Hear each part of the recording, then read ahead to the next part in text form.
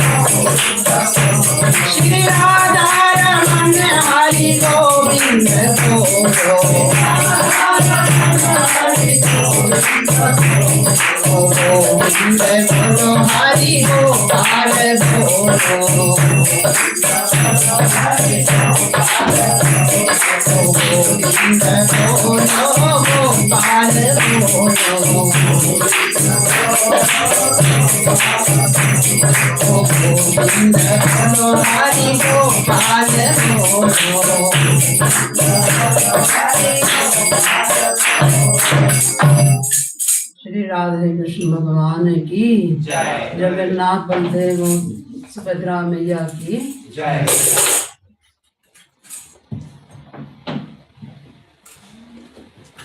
हरे कृष्ण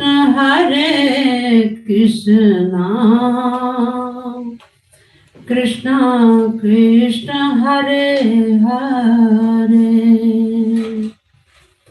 हरे राम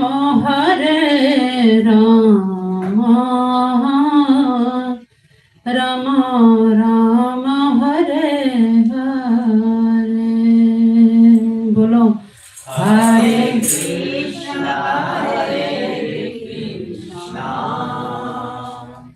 कृष्ण कृष्ण हरे हरे हरे राम राम राम हरे हरे। ओ हरे कृष्ण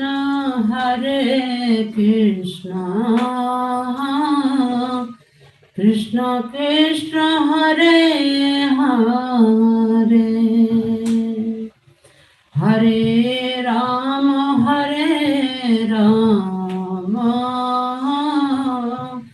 राम राम हरे हरे।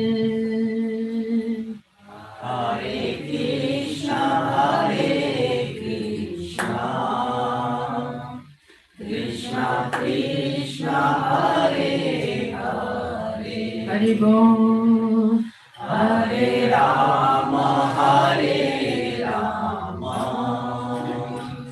राम राम हरे हरे। ओ हरे कृष्ण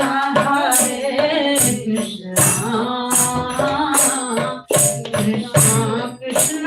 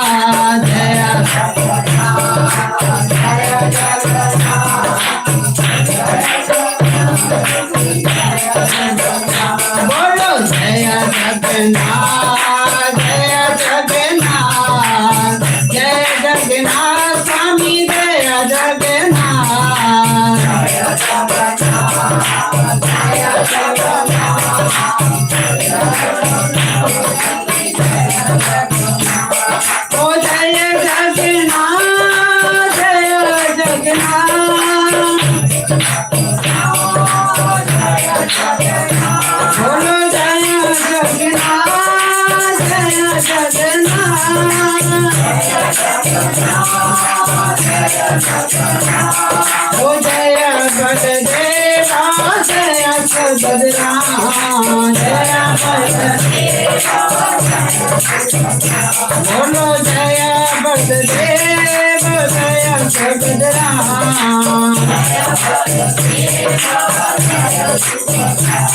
ओ जय जगन्नाथ जय जगन्नाथ जय जगन्नाथ जय जय जगन्नाथ जय जगन्नाथ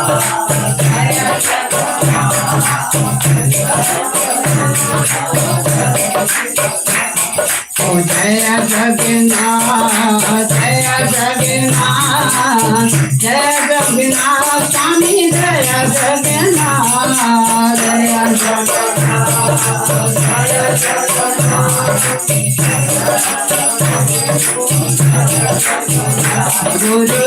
गुरुदेव गुरुदेव गुरुदेव जय जय गुरुदेव गुरुदेव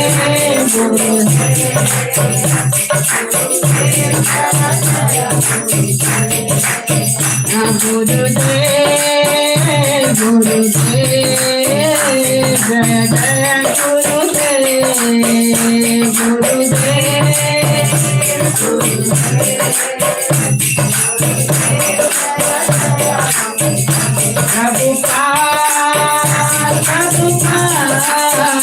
प्रभुपाद जय जय प्रभुपाद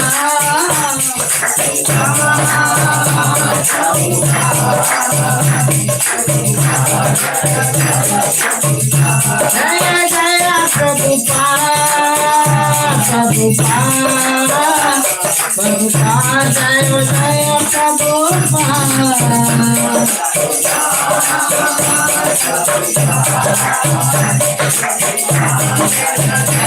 नित्य गौर हरि बोल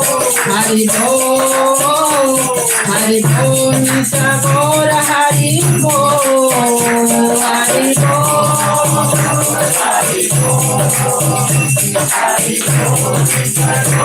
नित्य गौर हरि बोल हरि बोल नित्य गौर हरि बोल हरि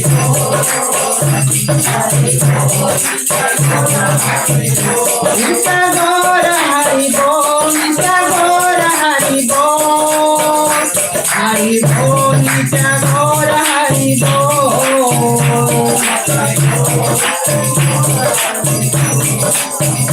हरि जय जय प्रभुपाद प्रभुपाद प्रभुपाद जय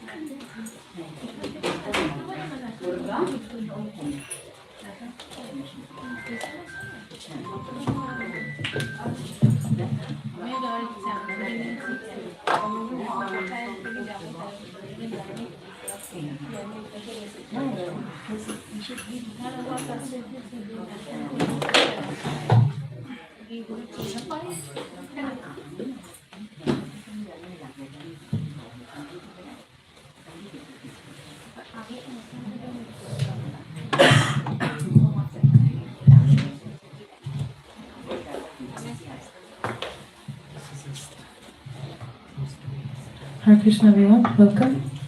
Hi, everyone. Someone's here for the first time? Yes? Welcome. Norske? Ja, velkommen. Har dere fått litt informasjon om hva som skjer i dag? Litt? Ja, så vi synger sånn cirka et kvarter til, og så blir det en forelesning på engelsk. Er det greit for dere, eller? Ja. Og så etterpå har vi Arati, hvor vi står opp og danser litt og sånn, og så er det vegetarisk fest til sist.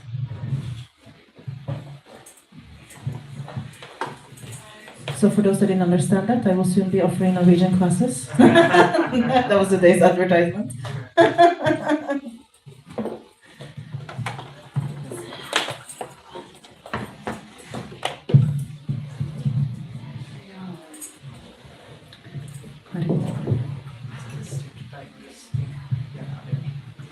So in Kirtan, for those that don't know, it's like a call and response. So I will sing first, and then if you would like to, you can respond with the same mantra. It's written there on the yellow board, if you don't know it.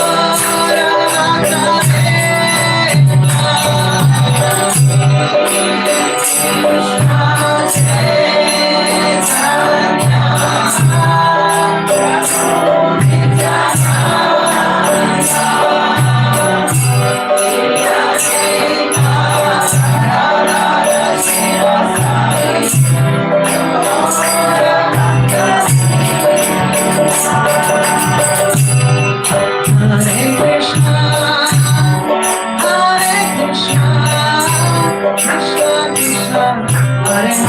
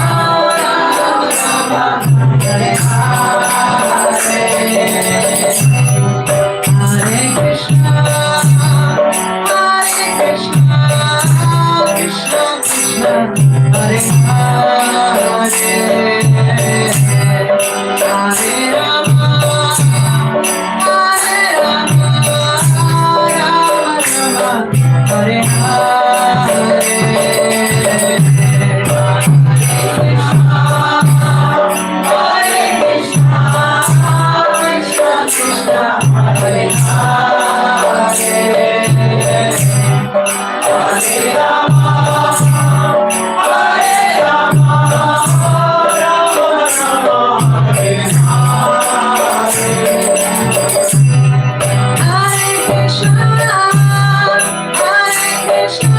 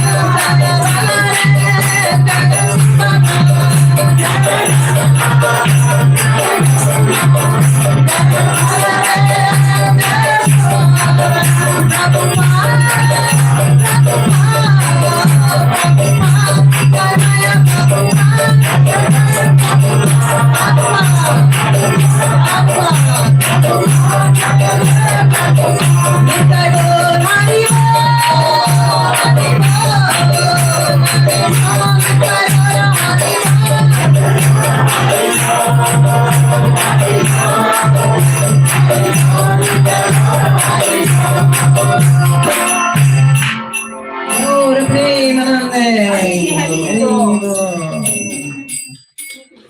Wonderful.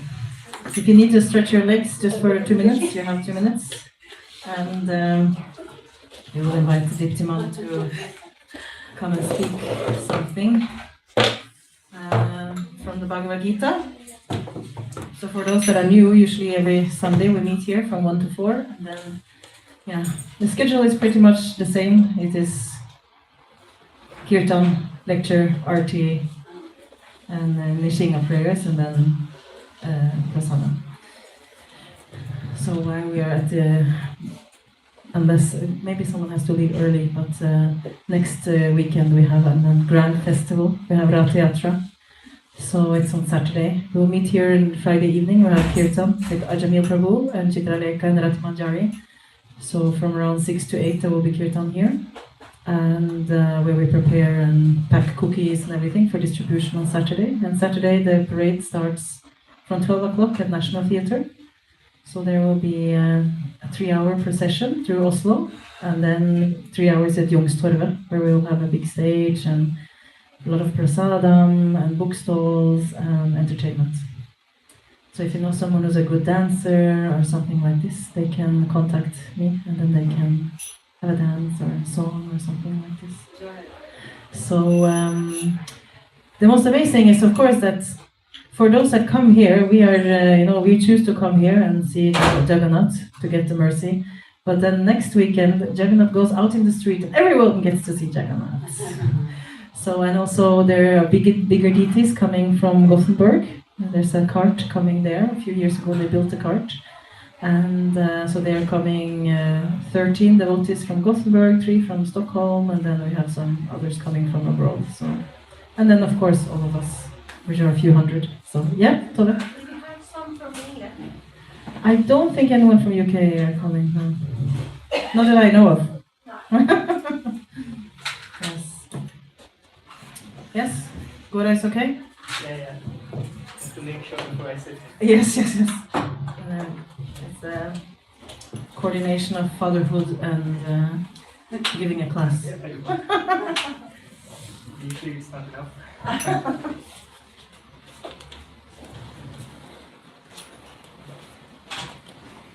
I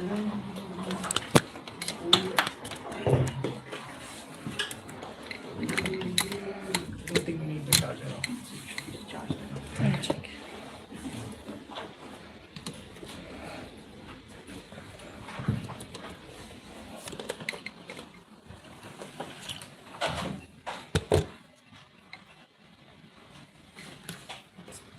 Small letters I can see. 60. Can you sing Jai Radha Madhava? Jai Radha Madhava Kunja Bihari Jai Radha Madhava Kunja Bihari Jai Radha Kunja Bihari Jaya Radha Madhava Kunja Bihari Jaya Gopi Janavallabha Devaradhari Jaya Gopi Janavallabha Devaradhari Jaya Gopi Janavallabha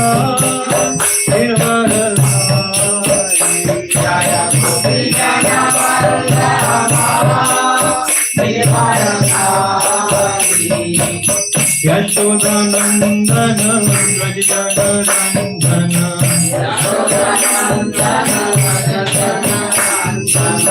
Yashodanandana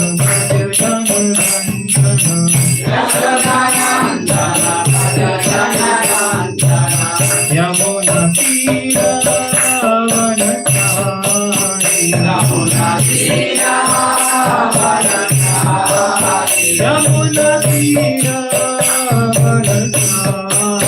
Yamuna Tira Vanachari Jaya Radha Madhava Kunja Vihari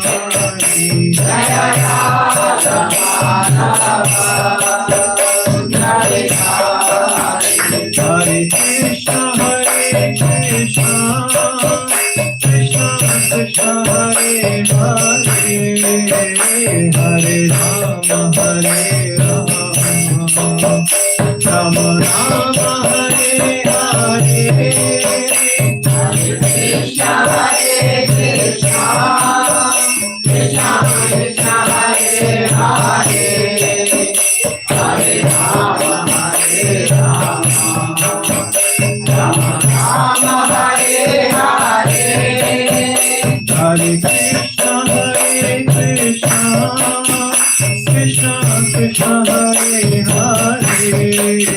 Hare Rama Rama Rama Hare Hare Hare Krishna Krishna Krishna Hare Hare Hare Rama Rama Rama Hare Hare Hare Krishna Krishna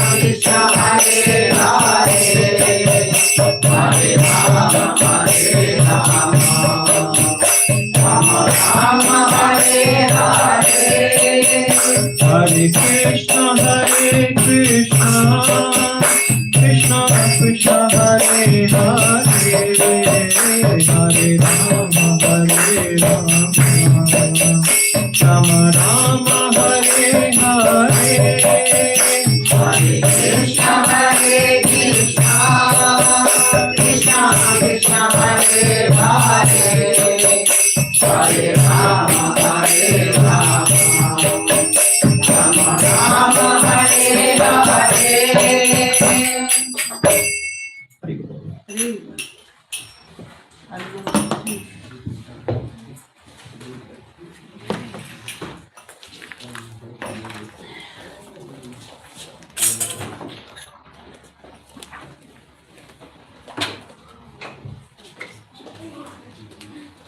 Om Namo Bhagavate Vasudevaya Om Namo Bhagavate Vasudevaya Om Namo Bhagavate Vasudevaya Om Namo Bhagavate Vasudevaya Om Namo Bhagavate Vasudevaya Om Namo Bhagavate Vasudevaya.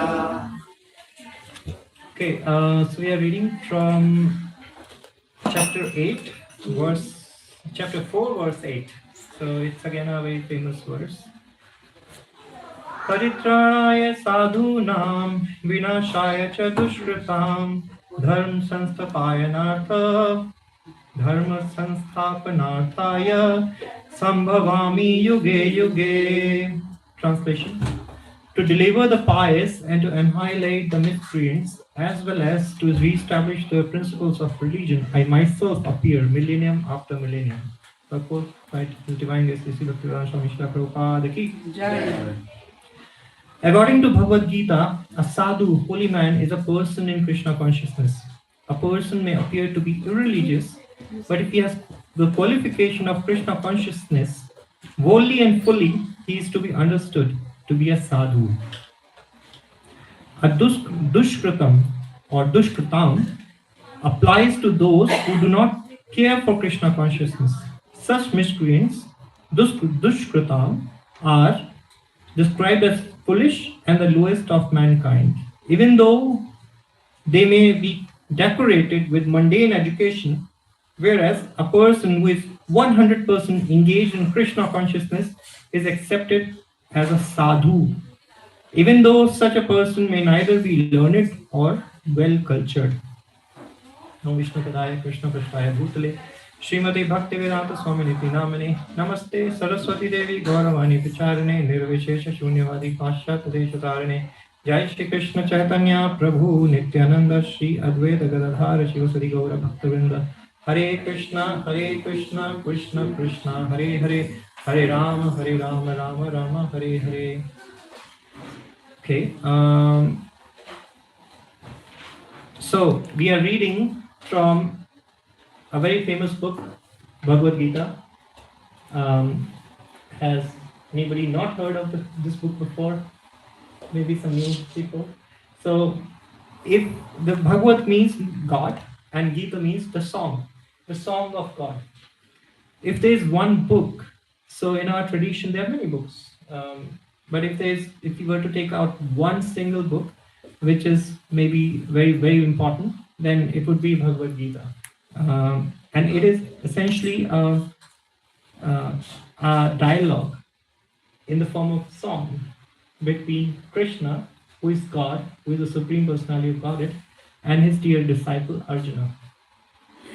And in this book, Krishna explains many things, like what to do, what not to do, what is a good way to live, why does he take birth. And in the beginning of this chapter 4, which is known as Transcendental Knowledge, in the very first verse, Krishna says that he's revealing his heart to Arjuna because he's doing that because he's a friend, and also he has actually done that many times over before.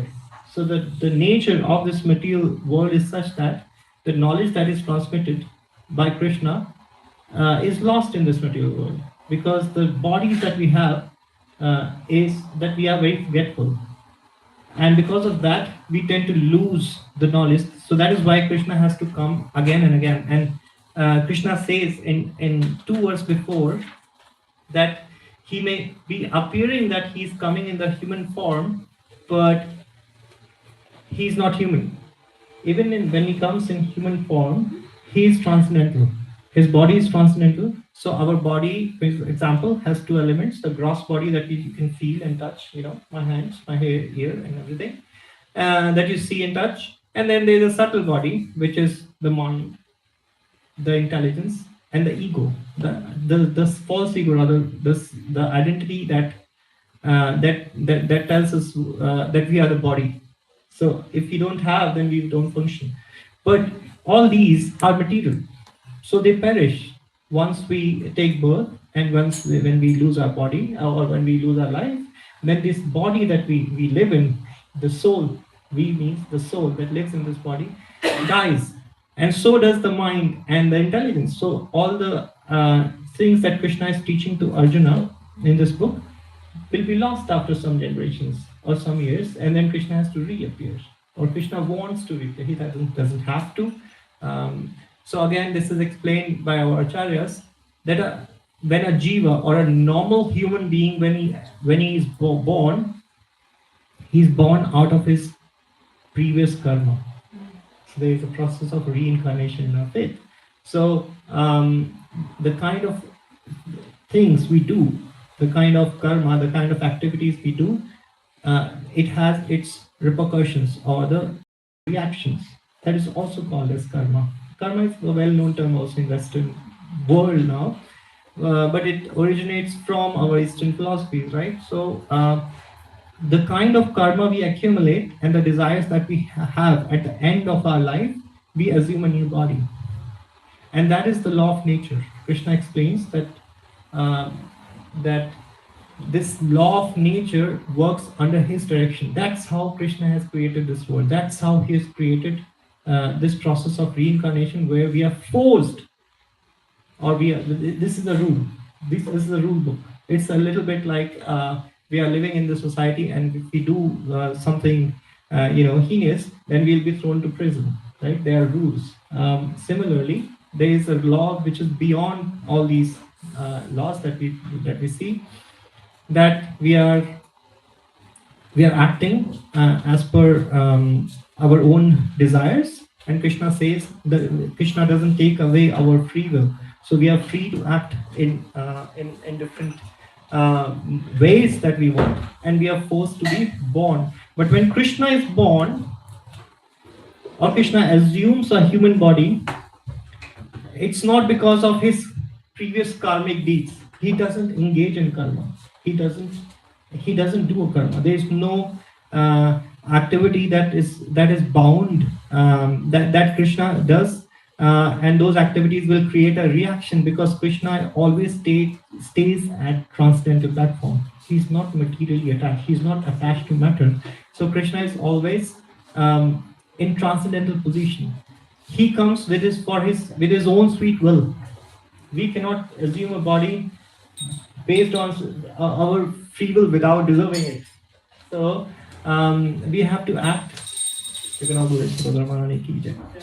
So Krishna says he comes, but he comes with his own sweet will. And Krishna says in the previous verse that he comes because whenever there is increase in irreligion, when he has to set things right, and he comes to re-establish the principles of religion. And in this verse, Krishna says that he comes to annihilate the miscreant, the dushkrita, and to of course re-establish the principles of religion, and to deliver the pious. So pious means sadhu. Sadhus are pious. For the benefit of the sadhus, he comes. And Prabhupada also explains a definition of sadhu. Sadhu is a person who is God conscious, a person who believes in God, who acts as per the wishes of God. Actually, a person who works for the pleasure of God. That is a sadhu. And Prabhupada explains very well in this verse. Of course, I mean he makes a point that it is not based on any mundane education. Mundane means any usual education system that we have, the ordinary education system. So if you get a PhD or Dr. Grad from University of Oslo, that will not make a sadhu. Sadhu is somebody who is deeply engaged in the service of God. That is a sadhu. And for his pleasure or for her pleasure, Krishna appears. So, and it is very true. You can see that in our modern education system, rarely or almost. I mean, there are institutes where theology is taught, but not really being God conscious. It's not really taught. Even very many educated people, they are often atheistic. They often do not believe in God. Because that is what is actually taught in the university. It is usually systematically taught in the university to be God unconscious, often. And that's what Prabhupada says here, that even a person who is not very learned or nor well cultured, even that person is a sadhu. Even that person is a pious person, because that person is fully engaged in Krishna consciousness. So, Prabhupada says further, as far as the atheistic are concerned, it is not necessary for the Supreme Lord to appear as he is to destroy them. As he did with the demons Ravana and Kamsa, the Lord has many agents who are quite competent to vanquish the demons. But the Lord specially descends to appease his unalloyed devotees who are always harassed by the demoniac. So they are demoniac people. They are demons who trouble the pious, right? And Prabhupada makes a point that it's not necessary for Krishna to come himself to kill these demoniac people. He can just send some agents. He can even, cause a flood and a demon can die in a flood. He doesn't have to personally come to annihilate the miscreants. He comes specially for delivering the pious, for the pleasure of the devotees, for the pleasure of the sadhus. He specially comes himself, and he comes himself in different forms. He comes, of course, the demon harassed the devotees, even though the latter may happen to be his kin. So although Prahlad Maharaj, so there is a pastime when Krishna comes as Prahlad, as Narsimha Bhagavan. So if you can see the first picture on the left side, that is Narsimha Bhagavan. Yeah, and when Krishna comes as Narsimha Bhagavan, he is half lion and half human form, because the demon had the benediction that he will not be killed by either an animal or a human being. So Krishna came as half human and half lion. And there are other details to this pastimes, right? So that he will not be killed during the day. The demon had gotten a benediction by praying to Lord Brahma that he will not be killed during the day. He will not be killed during the night. He will not be killed by any astra or a weapon whatsoever, any material weapon like astra and shastra is a weapon that you hold in your hand or a weapon that you throw far away like an arrow or a gun, you know. Either of those would not be killed, we could not be used or employed to kill Hiranyakashipu, who was a great demon, and he was a tormentor for the earth. He was tormenting his own son. So Krishna comes in the form of Lord Narasimha Bhagavan to kill the demon Hiranyakashipu. And Prabhupada also says, and it has also been mentioned that in this process, when Krishna comes and he's killing the demon, he's delivering both the demon and of course he's benefiting the devotees. So anybody who is killed by the hands of Krishna, they're immediately delivered. So it is for the benefit also of the demons that they are killed, because they are engaged in so many ghastly activities, so many sinful activities. But if they have the darshan of Krishna when they are dying at the hands of Krishna, they're definitely delivered. It is explained in our Shastra. It is also for the benefit of the demons that they are killed. And of course, the devotees, they are so much in love with the Supreme Lord. When they appear, then their whole longing is fulfilled. So it is explained again in when Hiranyakashipu came, or Lord Narasimha came to kill this great demon Hiranyakashipu. Hiranyakashipu was tormenting his own son. He was trying to poison him. He was trying to burn him. He was trying to put in great canyons. He was trying to get him crushed from the elephants and by snakes and whatnot. He was giving him so many material misery and pain, such that Prahlad Maharaj or his son would be would bend down and accept his father, who is a great demon, as a supreme person, but he was not willing to do that.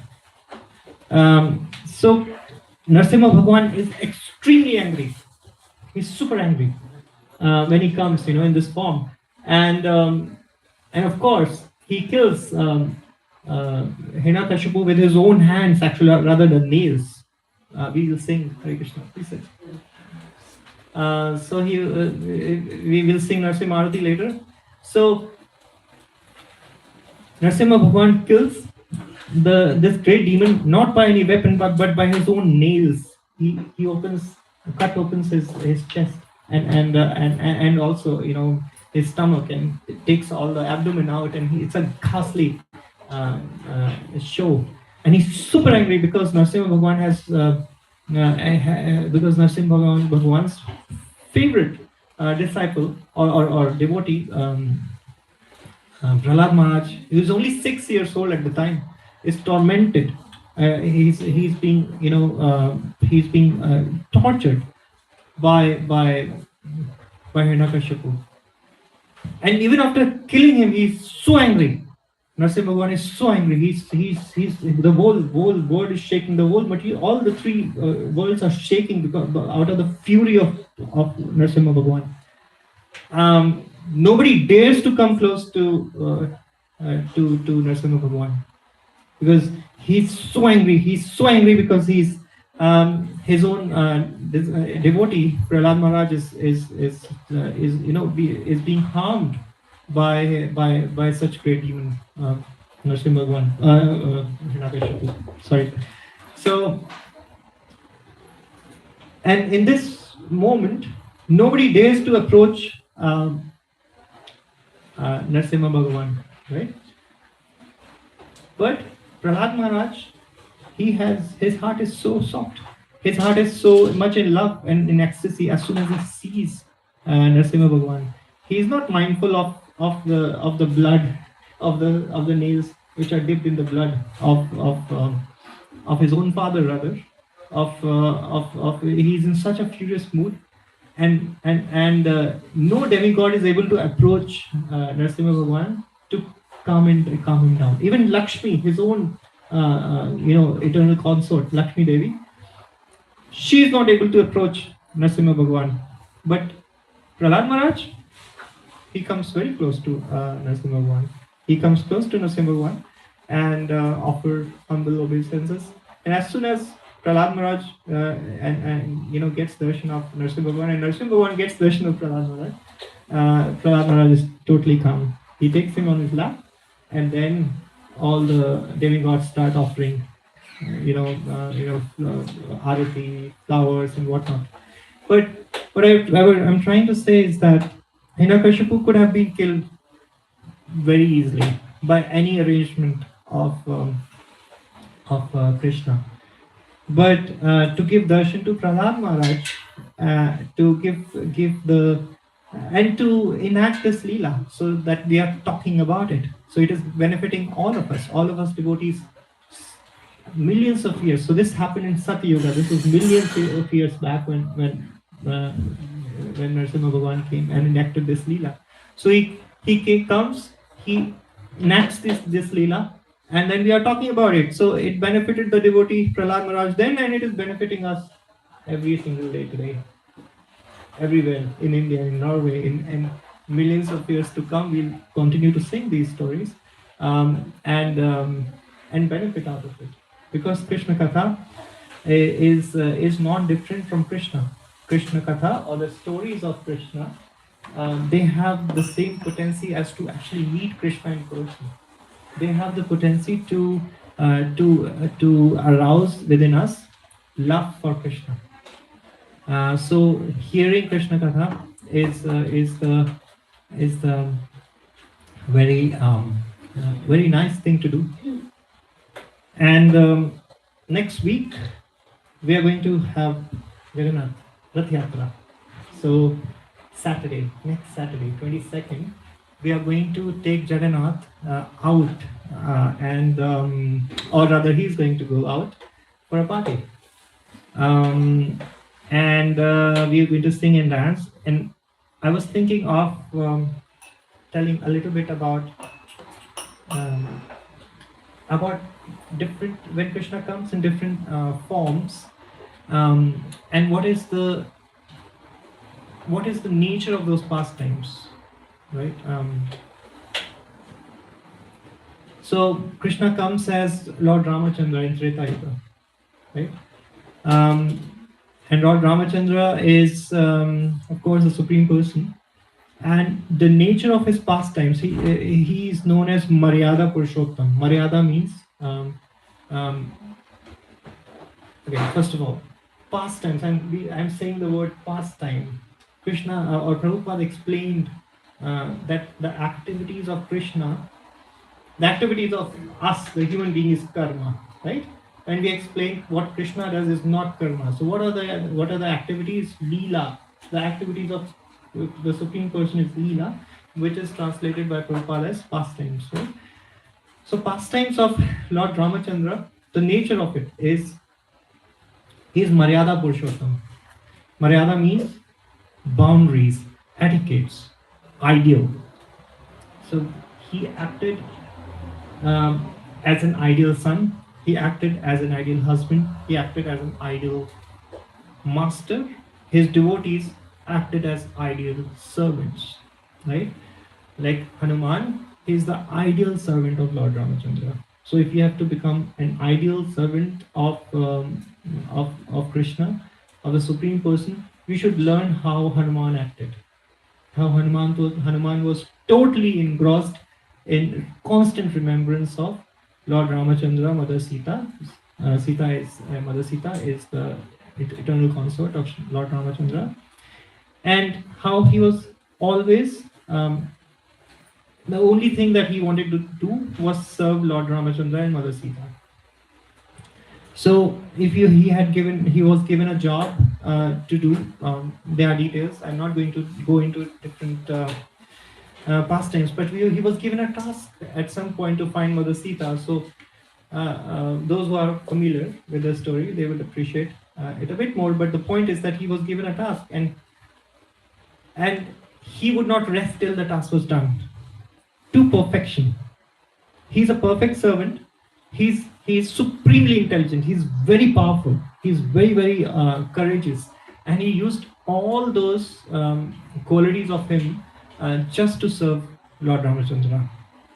So, and he would not rest. So sometimes, we become body conscious. Oh, I'm tired. Let me rest for a bit, and then I'll continue. But when he was given a task, he would not rest whatsoever. So he was given the task to find Mother Sita, and he had to fly over a ocean, and there was a beautiful mountain on the way, Manak Parvat, and he was offered by this mountain to rest a little bit, to eat a little bit, because it's a long journey. But he says, no, I'm not going to stop. I'm going to just continue till I find Mother Sita, till I give the message of Lord Ramachandra to Mother Sita, and then come back.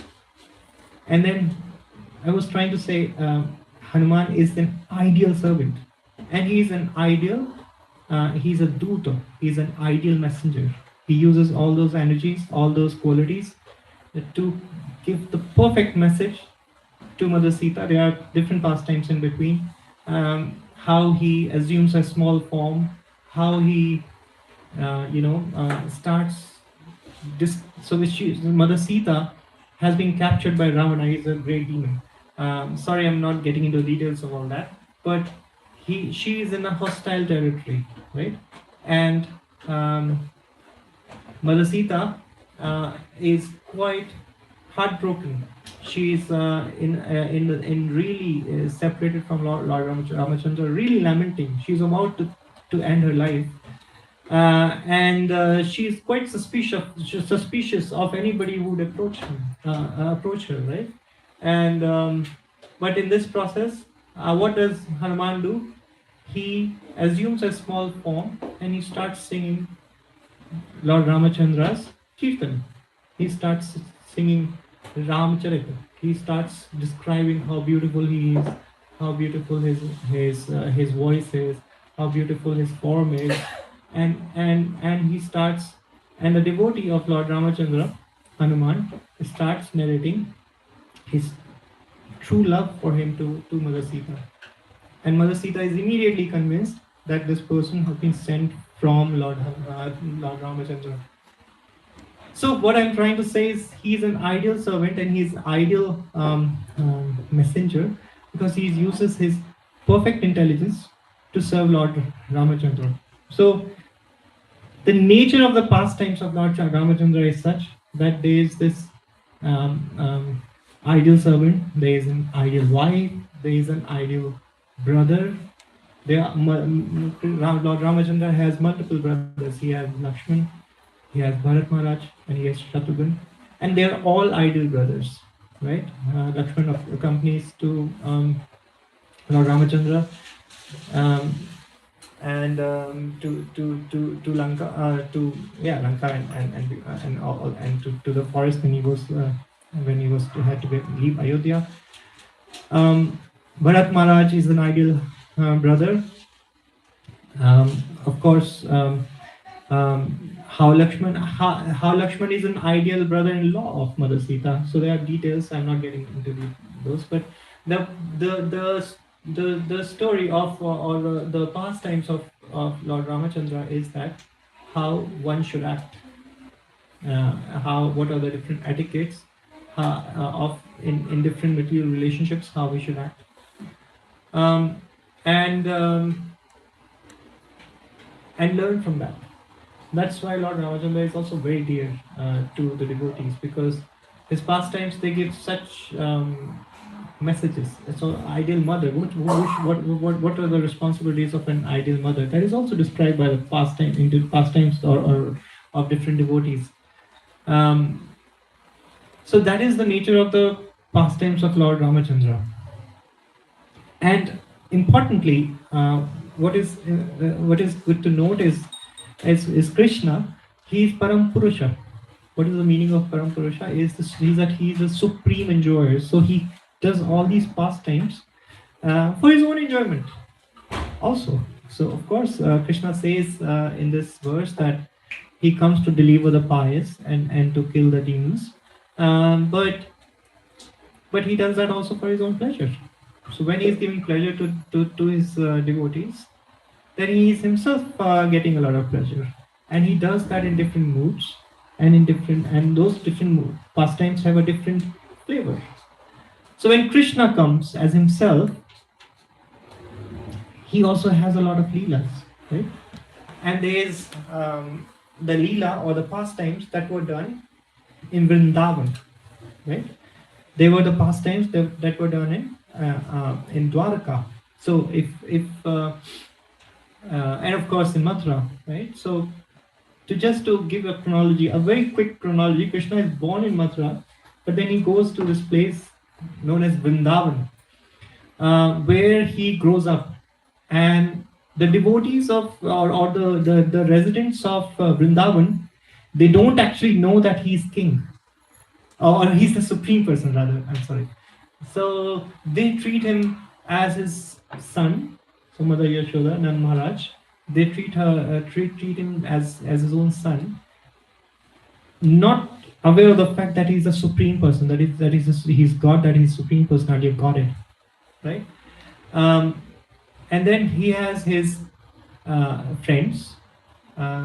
He has the Gopa friends, the male friends, who also don't know that he is the supreme person. Then there are the gopis, or the female friends. They also don't know that he's the supreme person, but they're totally engrossed in serving Krishna. They're totally engrossed in loving Krishna. And especially in the Vrindavan pastimes, or the activities that Krishna did while he was in Vrindavan, the nature is that there are no boundaries. Like I said, Krishna is served. Krishna does different activities and interacts with different devotees, and he gets pleasure right out of that.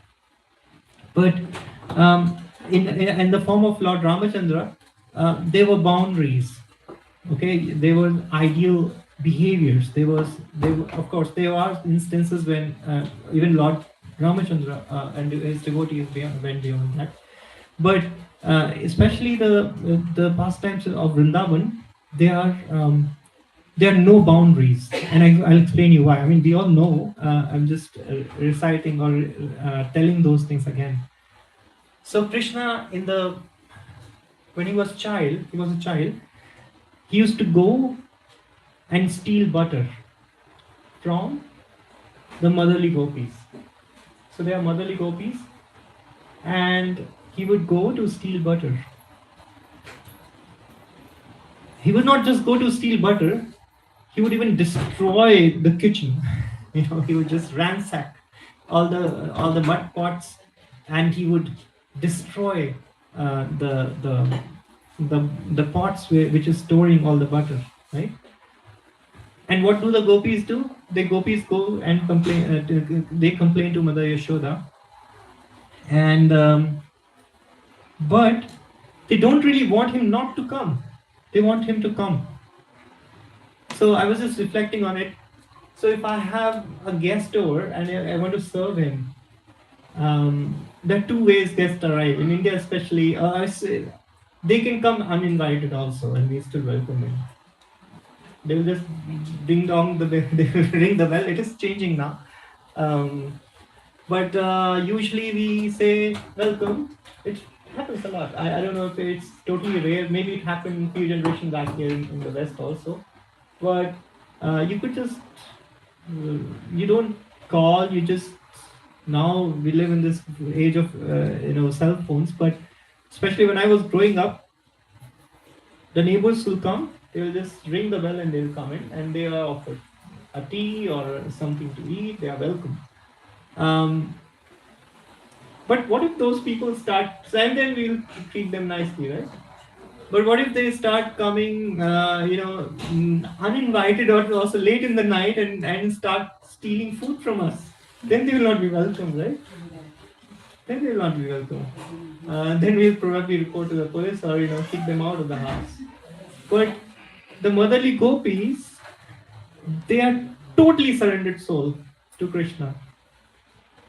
Krishna wants to experience the total surrender of the gopis, the motherly gopis. He wants to experience the love from gopis even when he's doing mischiefs, even when he's stealing the most treasured possession of. So by the way, in Vrindavan, everybody is into herding cows, and they are herding cows to make milk, and the most precious part of the milk is the butter. So that is the most valuable possession of all these motherly gopis. And Krishna is coming and just stealing, not just stealing, plundering, and he's just ransacking everything. So, but such is the love of the motherly gopis that they want him to come again and again, invited or uninvited. Similarly, when Krishna grows older, there are several pastimes in between, but I just wanted to highlight a couple. When he's growing up, and he's there are this, and then he enters into his teenage. By the way, Krishna doesn't grow older than, or his appearance is never beyond that of a teenage boy. So he lived on this earth for 120 years, but he always looked like a kishore, a teenage boy. And then the gopis of Krishna,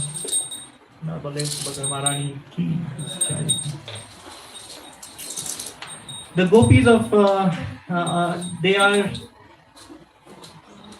totally soul surrendered unto Krishna. So when Krishna starts playing flute, they come for the pleasure of Krishna. They may be mothers, they may be unmarried, they may be whatever be their social condition or social situation. They just run to Krishna in middle of the night. Again, the point is, this is the reciprocation of Krishna beyond any boundaries, beyond any social conventions, beyond any. In India, especially, there's this. Especially if you're married to somebody, then you're totally loyal to that person. But when Krishna comes, Krishna calls, they all run. If they are not married, especially after night, no women or man is allowed to leave the house actually. So you get a lot of bad fame, or you become infamous. You are not a person of good character. But do the gopis care? No, they don't. And Krishna wanted to experience this this kind of reciprocation where the devotees of Krishna in Vrindavan, they have surrendered totally everything, including their place in the society. There are other multiple pastimes. That's why the Vrindavan pastimes of Krishna are so beautiful, and also they are a bit secret. It's difficult to appreciate the Vrindavan pastimes when we are materially conditioned. So it is. We should not try to imitate these pastimes till we are spiritually perfect. Till we have total control of senses. We should not try to imitate these pastimes, right? The point I'm trying to make is that Krishna in Vrindavan pastimes, the devotees, they were totally surrendered soul unto Krishna. They did not care for any social conventions, and Krishna did not care for any social conventions, and he just got the 100% love from all those devotees. And Krishna also reciprocated, and he did not care about his position. There are the details and like that. So, like I said, chronology: Krishna is born in Mathura, then Krishna goes to Vrindavan, then Krishna comes back to Mathura, and then there is this great battle, and then Krishna goes to Dwarka. So Dwarka is the place which is in the western part of India. By the way, Mathura is like about 2 hours from Delhi, and Vrindavan is very close to Mathura, and Dwarka is say 1,000 some plus kilometers on the west coast of India. And Krishna goes there, and Krishna becomes the king of Dwarka city. It's a great city. It's a very opulent city, and Krishna has 16,108 wives there. And Krishna is, of course, I just wanted to connect Jagannath and Krishna in the next next 5 minutes. So if you see, there's a picture of Krishna right behind you, right? There's Krishna and Srimati Radharani. That's Krishna. And the bluish body with the white garland, that's Krishna. And if you see Krishna on the extreme right side, that is also Krishna. But how did his eyes become so big? So this is what I'm trying to come to. So Krishna is residing in Dwarka with all his 16,100 wives, a lot of his own family members, and but he was sometimes really missing the devotees of Vrindavan. He was really he would go into this mood of separation.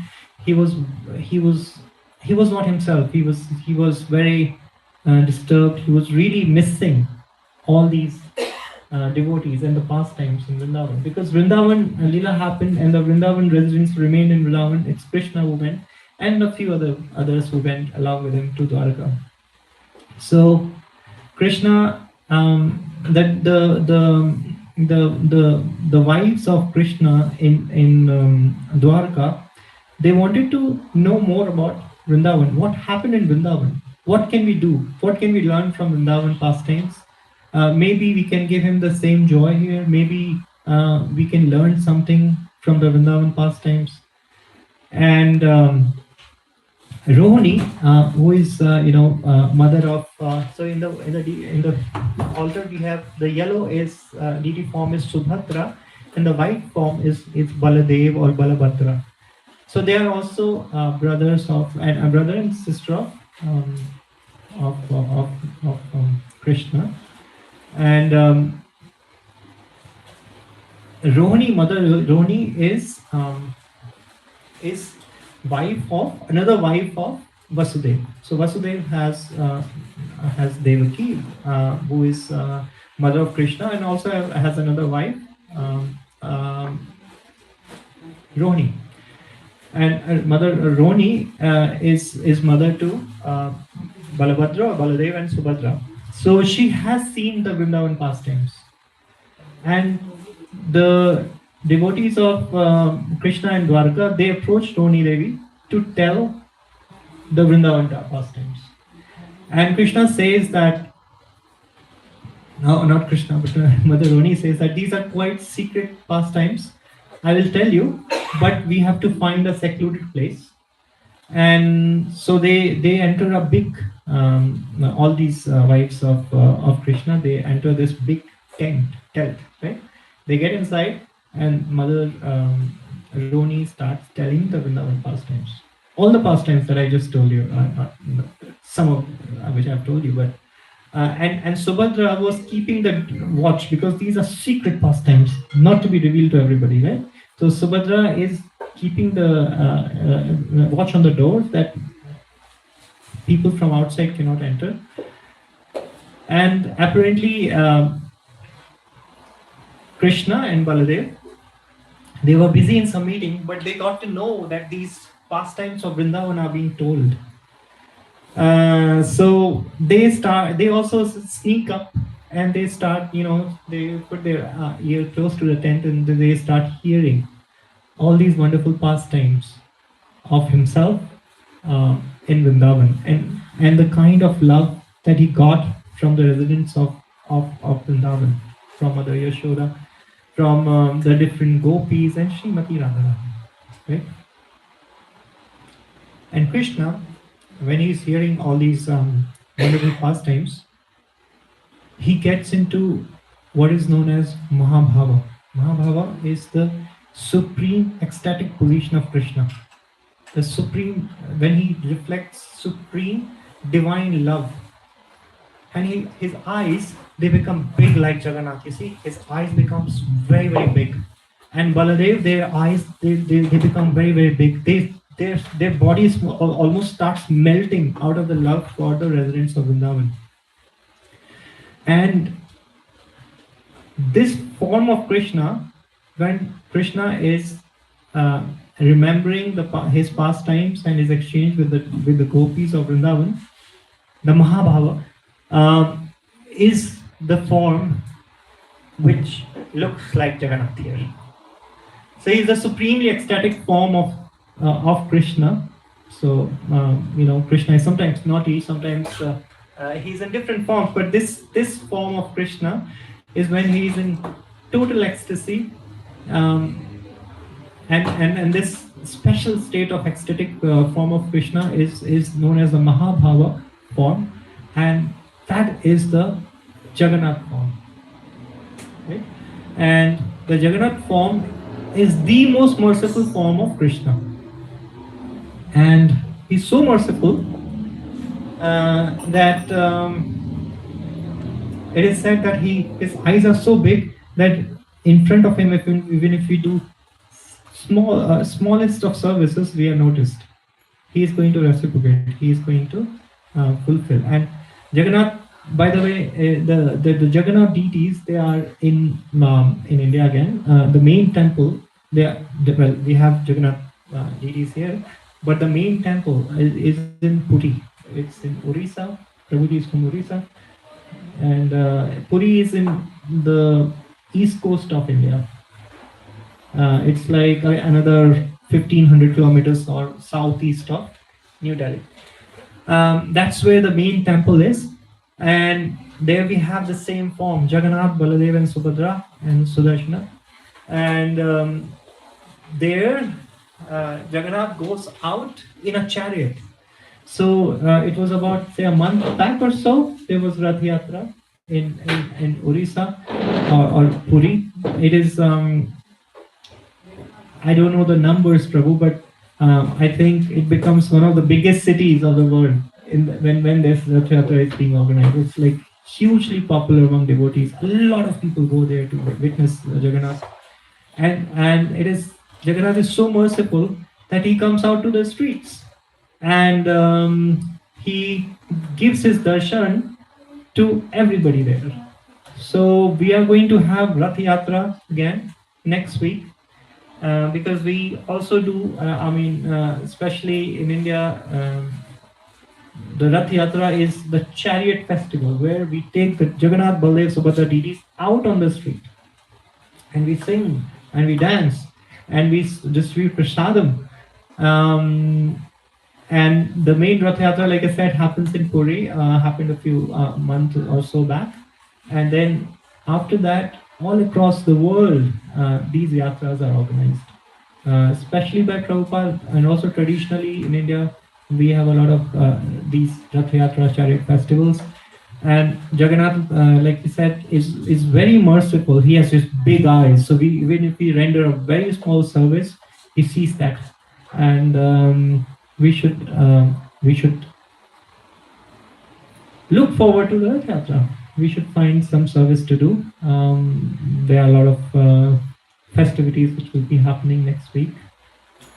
So this Sanatani Mataji will give you more details, but we'll basically start from National Theatre Saturday at 12 o'clock, and we'll go to Young's Turve, singing and dancing, and at Young's Turve there will be more festivities and prasadam. Jagannath Baladev Subhadra Maharani ki. So that was what I wanted to say today. Any questions? I think Darshan Prabhu had been to Rath Yatra last year, was it? Yes. Okay, so now, here's Prabhu. Prabhu, God Krishna, he lived around 10 or 20 years in Vrindavan, Mathura, and he lived almost more than 70 years in Dwarika, right? Yeah. Yeah, but devotees, they prefer to go Vrindavan and Mathura. Yeah. They do not say I will go to Dwarika. Why?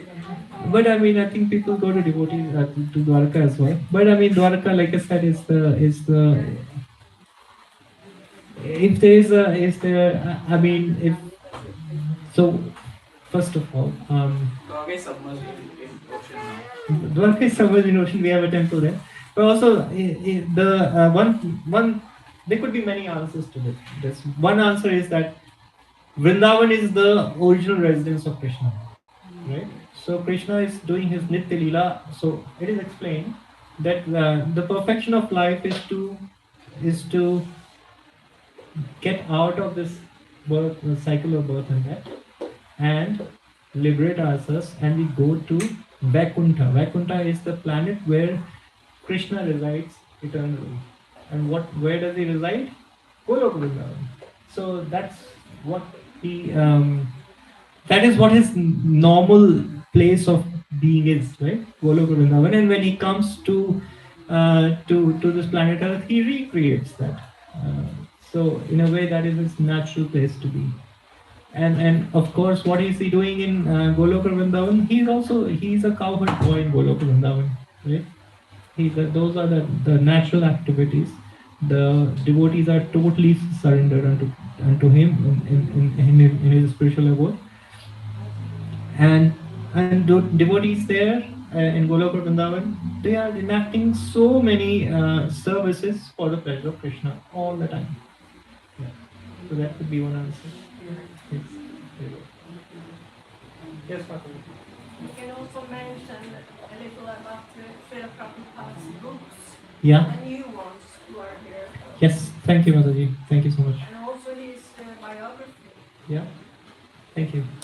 So Prabhupada, thank you, Mataji. So what we are reading from is Bhagavad Gita, like I said, and Prabhupada has done a tremendous work on translating our literature, and he was so passionate, and he was that he would translate and write his purport, commentaries in English language, so that everybody can understand. And he has not written just this book, Bhagavad Gita, but he has written this book, or translated book rather.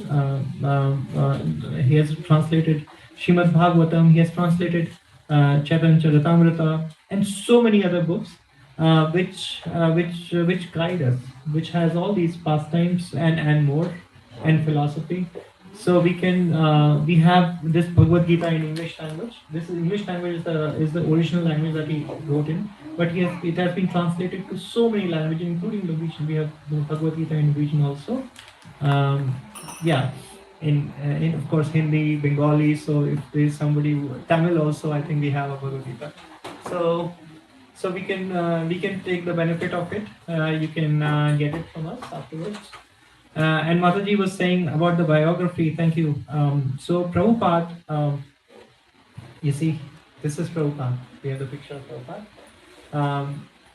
He was instructed by his guru to spread Krishna consciousness in the West. And he went to the USA in his late 60s, almost 70 years old. He went the year 1967 or so, and then in next 12 years, and he went with zero money. He had how many dollars? Like $8 in his pocket. He basically went to fulfill the desire of his guru to spread Krishna consciousness in the West. And in the next 12 years, he I'm just telling part of the biography, Mataji. But in the next 12 years, he he brought the holy name. We are singing Hare Krishna Mahamantra, Hare Krishna, Krishna Krishna, Hare Hare, Hare Rama, Rama Rama, Hare Hare. So he went to New York City and he established Iskcon. He established this great tradition. So he basically he did not bring anything new. He just brought the traditional Vaishnavism, Gaudiya Vaishnavism, and he taught Krishna consciousness to the Western devotees there, because this was a time of great social unrest. There were a lot of hippie movement going on in the West. There was a lot of the devotees or the youth in the USA. They didn't know what to do. They couldn't find the way, and Prabhupada showed the way, and the way was that of Krishna consciousness. That we should do and offer unalloyed devotional service to Krishna by chanting his name, by doing his kirtan, by only eating Krishna prasadam. So the point is that we offer vegetarian, sattvic, or there are certain things we offer to Krishna, only that we should eat. We should not do certain wrong things, especially the four regulative principles. We should not break. We should not eat meat, fish, or eggs. We should not get intoxication. We should not do gambling, and we should not engage in relationship outside our marriage. No sex outside of marriage.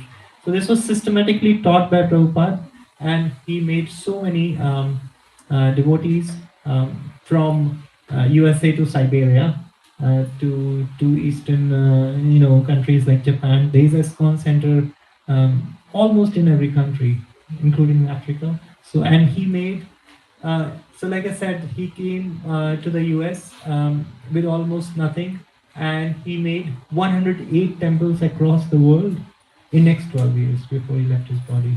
And in this process, he translated all these books. So these books were, Prabhupada said, he will live through in his book. So when we are reading the purport or the commentary of Prabhupada, then Prabhupada is talking to us, right? He says he's teaching his deep insight into into the philosophy and Krishna consciousness through his books.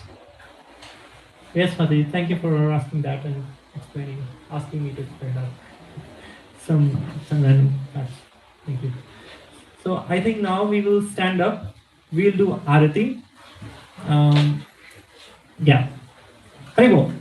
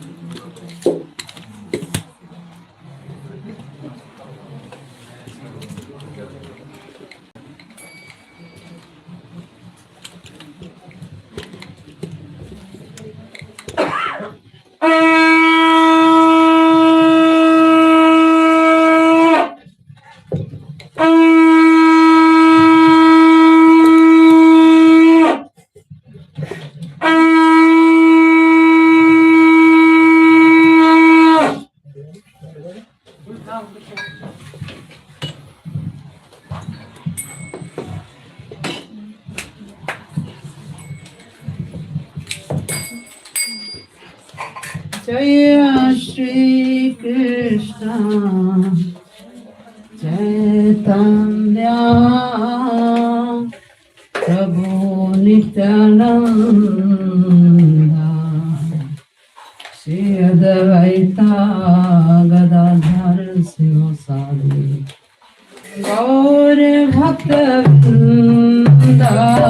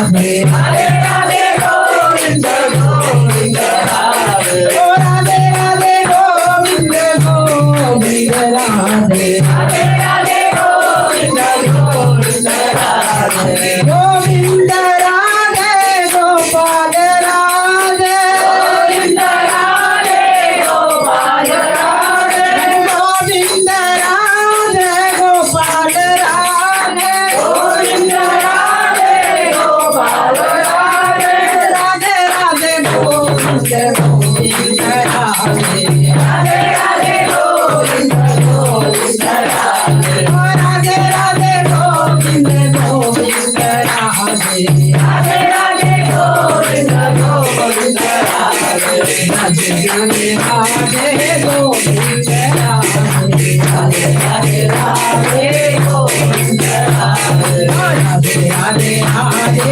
Govind Radhe Radhe Radhe Radhe Govind Radhe Radhe Radhe Govind Govind Radhe Radhe Radhe Govind Govind Radhe Radhe Radhe Govind Govind Radhe Radhe Radhe Govind Govind Radhe Govind Radhe Gopal Radhe Govind Radhe Gopal Radhe Govind Radhe Gopal Radhe Govind Radhe Gopal Radhe जय जगन्नाथ जय जगन्नाथ जय जगन्नाथ जय जगन्नाथ जय जगन्नाथ जय जगन्नाथ जय जगन्नाथ जय जगन्नाथ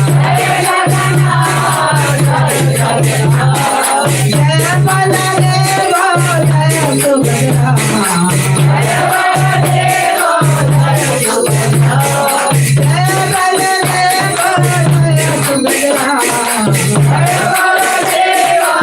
जय सुभद्रा जय बलदेव जय सुभद्रा जय बलदेव जय सुभद्रा जय बलदेव जय सुभद्रा जय बलदेव जय सुभद्रा जय बलदेव जय सुभद्रा जय बलदेव जय सुभद्रा जय जगन्नाथ जय जगन्नाथ जय जगन्नाथ जय जगन्नाथ जय जगन्नाथ जय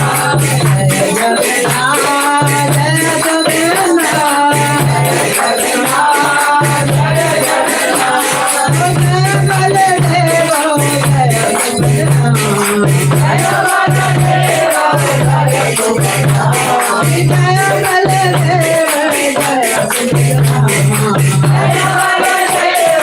जय सुभद्रा मोरा रे मोरा हरि बोल हरि बोल हरि बोल मोरा मोर हरि बोल हरि बोल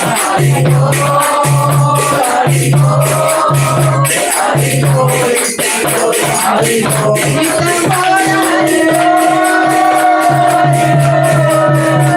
Hari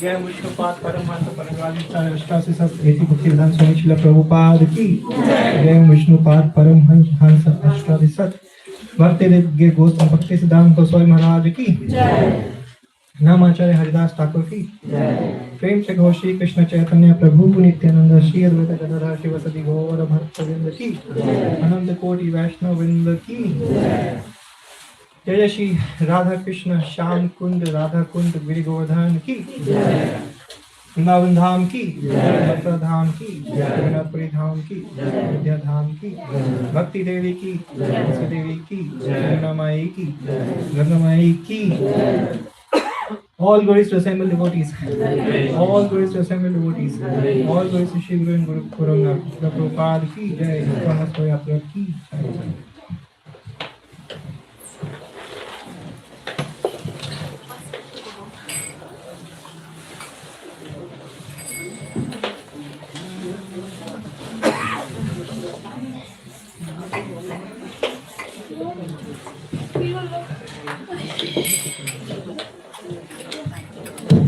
Okay, we'll sing Narasimha.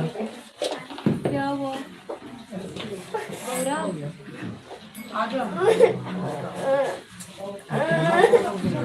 Narasimha बोलो. नहीं, दर्शन करने को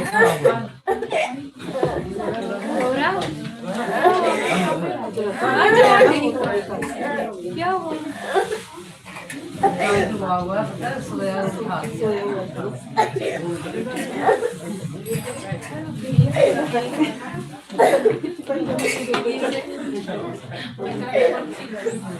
बोलो श्री लक्ष्मी नरसिंह भगवान की नमस्ते नरसिंहाय